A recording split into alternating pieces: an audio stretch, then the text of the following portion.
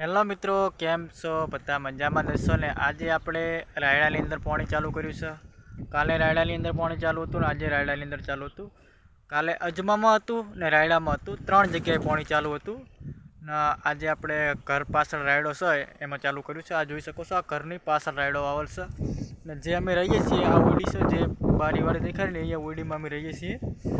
હું અંદર રાયડાની અંદર ફરીને બતાવું કે રાયડો કેટલો બાકી રહ્યો છે પાયા વગરનો ને કેટલું પીધું છે. ચાલો ત્યારે હું તમને બધું બતાવી દઉં આ વિડીયોની અંદર. વિડીયો કમ્પ્લીટ જોજો, મજા આવશે. બ્લોગ ગમે તો લાઇક, શેર અને સબસ્ક્રાઈબ કરવાનું ના ભૂલતા. ચાલો ત્યારે હું તમને બધું બતાવી દઉં. પાણી ચાલુ છે મિત્રો, અહીંયા પાવડો પડ્યો છે, જાયરું છે આ બાજુ બધું પાઈ નાખીશું. અને આવા 2 પાળિયા બાકી રહ્યા છે. કમ્પ્લીટ અંદર અમે પાઈ નાખ્યું આ ખેતરની અંદર. કાલનું પાણી ચાલુ કર્યું હતું. આ રાયડાની અંદર પેલો ફોલેટર પાવડર નાખ્યો, બસ અમે ખાતર નાખ્યું, પછી અમે ચાલુ કર્યું પાણી. એટલે અંદર મેલો મચ્છી બહુ આવી ગયું હતું એટલે અમે પાવડર નાખ્યો. એટલે જે પણ અંદર ફળીઓ આવે એ સૂસી ના જાય. જુઓ આવી રીતે પાવડર નાખ્યો એટલે મરી ગઈ છે. જુઓ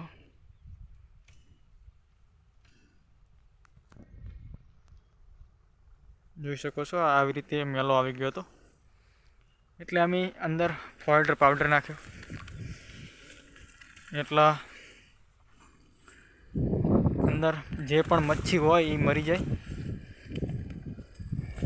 હવે 2 પાળિયા બાકી રહ્યા છે, બાકી તો બધું પાઈ નાખ્યું છે. હવે રાયડો પી રહે એટલે આપણે એરંડાની અંદર પાણી ચાલુ કરવાનું છે. ફૂલ કેવા મસ્ત આવ્યા છે, જોઈ શકો છો. ફળિયું પણ આવી ગઈ છે, જો આ ફળીઓ આવેલી છે.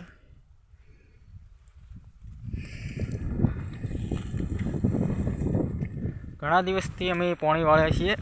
એક અઠવાડિયાથી સરખા પાણી વાળીએ છીએ. અજમામાં, કડીક એરંડામાં, પછી રાયડાની અંદર. એટલે 1 અઠવાડિયું કમ્પ્લીટ રાતનું ચાલુ કર્યું હતું.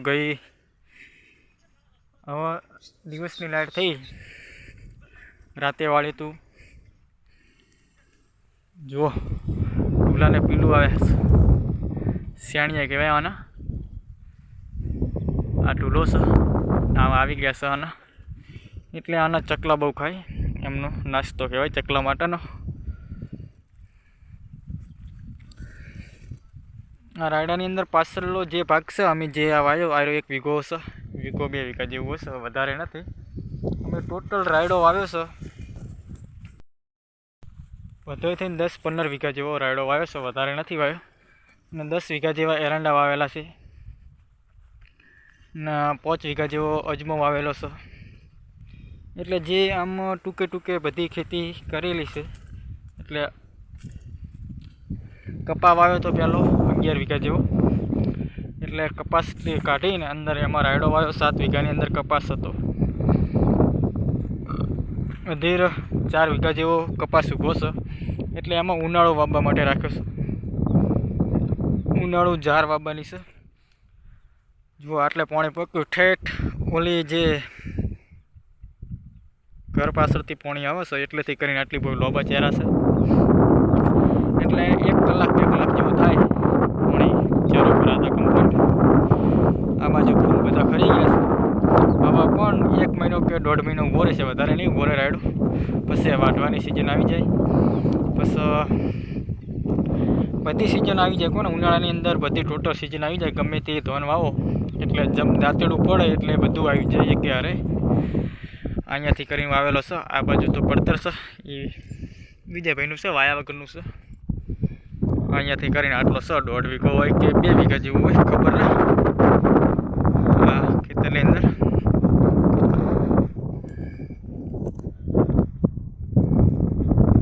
રાયડાની અંદર પાણી બહુ સોયો છે એટલે કરતાં વાર લાગશે. એટલે 1 મહિનાની અંદર 1-1.5 મહિનાની અંદર જે સૂસીને રાયડો પાકી જશે. એટલે 3 પાણીએ પાકી જાય છે અહીંયા રાયડો.